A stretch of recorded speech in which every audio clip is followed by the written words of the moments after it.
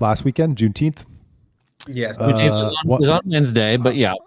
Yeah, I don't know that. I'm not super familiar with the details, but some guy shot up a crowd, killed a couple people in Round Rock, Killed Texas, two moms, and injured 14 others. Thank you for bringing the details.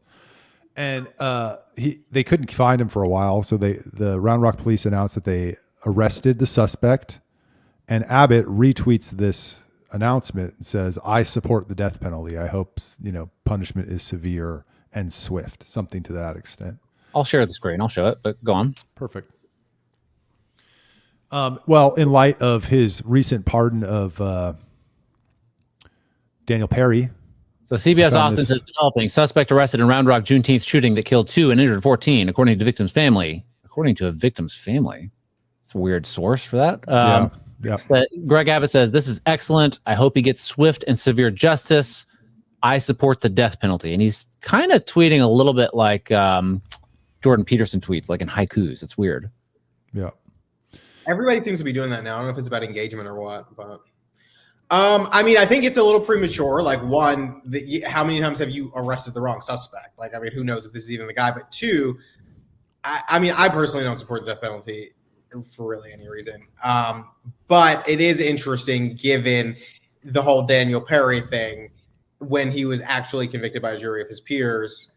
And, Abbott asked for a pardon essentially from the Board of Pardons and Paroles. And then now this guy, I don't even know how old he is, whatever, alleged to have killed these people. So, yeah. I think you guys are thinking about this the wrong way. These are 3 separate things that he's saying. Look, he's just saying this is excellent. He's happy that this guy was arrested. And he says, I hope that he gets swift and severe justice. Right? I hope that justice prevails. And then it's a totally separate non sequitur, nothing to do with anything else. He's just saying, hey, I support the death penalty. That's what that is. You guys are reading this wrong. That's why he spaced it out like that. This is a random stream of consciousness. Yes, exactly. And then there's Fred Cantu, the worst reporter in Austin. That's not nice at all. Don't care. He's a piece of shit. You guys support the death penalty? No. We've talked about this before, and I think you guys make a good point that a lot of people are wrongfully convicted and arrested, and if just one person gets the death penalty, they was wrongly convicted, yada yada yada. But like in a pure, like, I don't know, if someone absolutely did something like raped a child and it did it, and like there's all witnesses or whatever, and that person dies, gets a death penalty, I don't really care. I'm not going to lose sleep in that. I don't think that you guys really disagree with that. But in the system of justice that we have, people get wrongfully convicted all the time. So maybe there's better ways to go about it. No, I mean, I probably still I just don't support the death penalty, even if we are certain that the person did it. Okay. Why? I mean, I just don't believe that it is our role and responsibility to choose who gets life and who does not. I mean, I think, we believe in,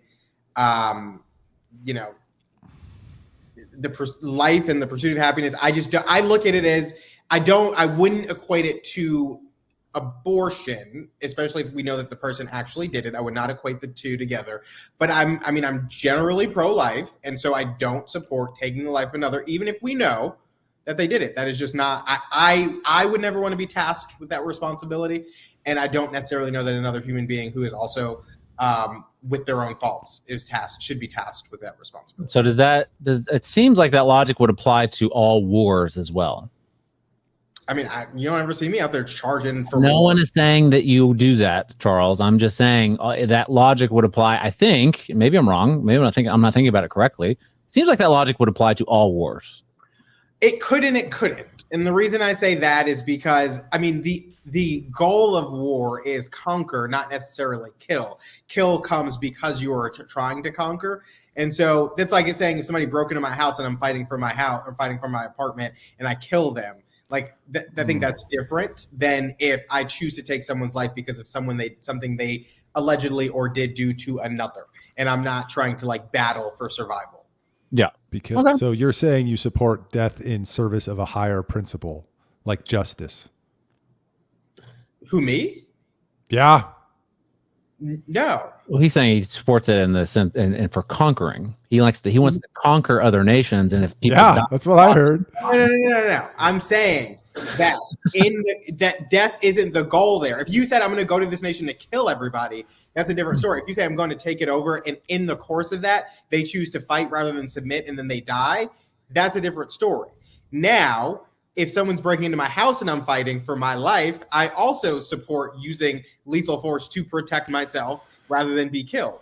So yeah, in those instances in which there is a direct conflict and two people are fighting for survival, then yeah, I think death can be warranted. It seems like if we know the guy raped a child, then that seems worse than some guy broke into your house. If you but here would be the equivalent. If you walked in on him raping a child and then you killed him because of that, like in that moment to stop him from doing that, you killed them, is very different than killing them as a result of their punishment. So crimes of passion are okay. Yeah, You're wrapping yourself in a pretzel right now, Charles. No, I mean I'm still fully on the same thread. What I've learned is crimes of passion, murder in the pursuit of from passion is okay, and if people choose not to submit and fight back against an invading force and they die in the process, that's their fault, and it's okay. That is not all of what I said, but whatever. Yeah. Ask the Palestinians and the Afghanis and the Iraqis if that was about conquering their country or not just about death. Well, to be fair, Michael, he wasn't talking about all wars. Yeah, I'm just twisted into pretzel, you know. What's the next topic? Yeah. We're going to skip